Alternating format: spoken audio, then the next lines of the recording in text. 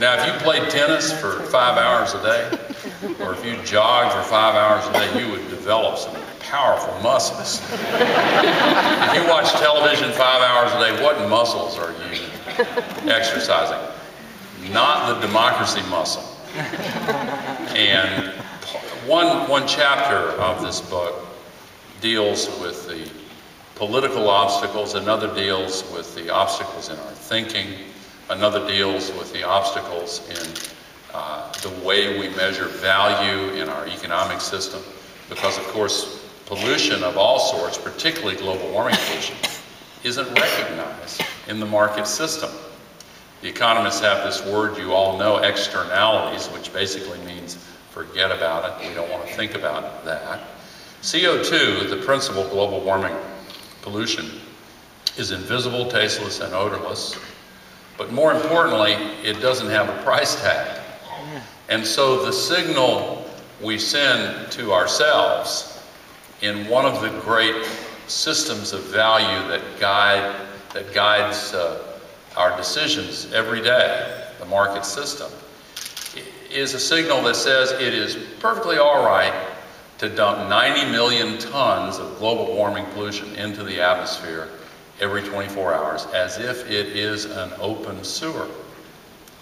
And of course, the scientific community has long since come to a very powerful consensus that this pollution is trapping much more heat from the sun. 150 years ago this year, two things happened in the same year that are connected to this crisis. The first, in Pennsylvania, Colonel Edwin Drake drilled the first oil well in the world. Now, he wasn't really a colonel, but that's another story. In the same year, at about the same time, the great Irish scientist John Tyndall discovered that CO2 molecules trap heat, trap infrared radiation. So the birth of the oil age and the birth of modern climate science both go back 150 years ago. Oil is now by far the largest source of energy that we use on our planet. The second largest source is coal. Coal was already in widespread use 150 years ago, but its use has expanded quite dramatically since then. Coal emits more CO2 per unit of energy than oil, and the two of them together represent the largest source of global warming pollution by far. But there are other sources as well, and one of the things this book does is present, really for the first time, a really accurate accounting of what the immediate causes of global warming are. And it all comes down to 6 molecules. And CO2 is the biggest, as I've said. Methane is the second biggest. And incidentally, you might call me a geek wannabe. I didn't major in science in college, but I walked into the class of one of the greatest scientists ever, Roger Revelle, and it was outside my major, but he was a genius, a tremendous intellect, and he was the first scientist to measure CO2 in the atmosphere, and he shaped this science profoundly. And I kept in touch with him, and some 7 years after I graduated from college, I was elected to the Congress and helped organize the first hearing on global warming and had him come be the leadoff witness, and I waited for my colleagues on the dais there to be affected by his testimony the same way I had been in a full semester, and it didn't happen.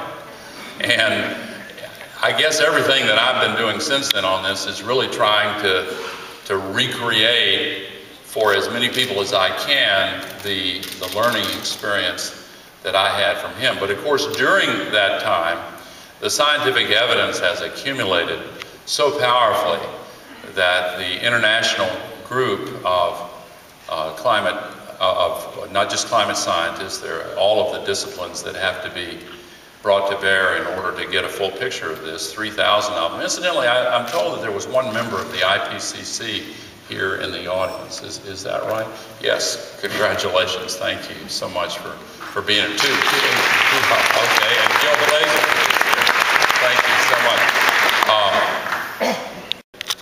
That I feel this commitment growing all over the world, especially from young people. There's some young people here this evening. I wonder, again, a show of hands, how many of the young people here and how many of the families represented here have a high school student or a college student who within the last few years has made a decision to change his or her course of study or field of concentration in order to get the knowledge and skills to be part of the solution to this crisis. How many families have that experience here? And a lot of young people are blessed and thankful. I remember when I was 13 years old, hearing President John F. Kennedy announce the goal of putting a man on the moon, bringing him back safely in 10 years. And I remember hearing people say, that's impossible. He shouldn't have set such an audacious goal. But 8 years and 2 months later, Neil Armstrong set foot on the moon.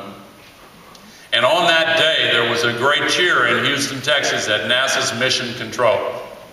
And the average age of the systems engineers at Mission Control that day was 26 years old. Which means that their average age when they heard that challenge was 18. So you young people who raise your hand,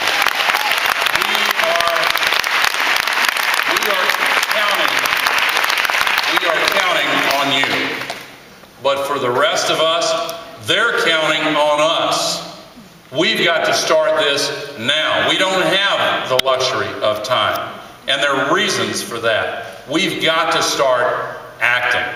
And we've got to do it together. There's an old African proverb I quote in the book. It says, if you want to go quickly, go alone. If you want to go far, go together. We have to go far, quickly. Which means we've got to get our act together quickly.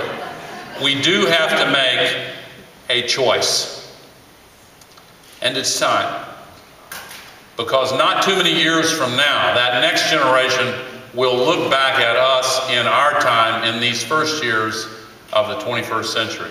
And they will ask one of two questions. If they look around them and realize that they are the generation that has to deal with a world with no North Polar ice cap, deep droughts, all the horrible consequences that the scientists have been warning us about unless we act. If they have to live with the realization that their prospects are going to be diminished throughout their lives and each succeeding generation after them will face lessened prospects, they would be more than justified in looking back at us in this hour of choosing and asking of us, what were you thinking? Were you distracted? Were you watching Dancing with the Stars? Or didn't you give a damn? But if they look around them and experience a world in renewal, with bustling activity, a shared sense of purpose, with new renewable energy, with the restoration of sustainable agriculture and sustainable forestry, and a feeling that the future is bright and getting more hopeful for each succeeding generation, that I want them to look back at us and ask, how did you find the moral courage to rise up and solve a crisis that so many said was impossible to solve? I believe that's who we really are. I believe this is our time. We have everything we need, with the possible exception of political will.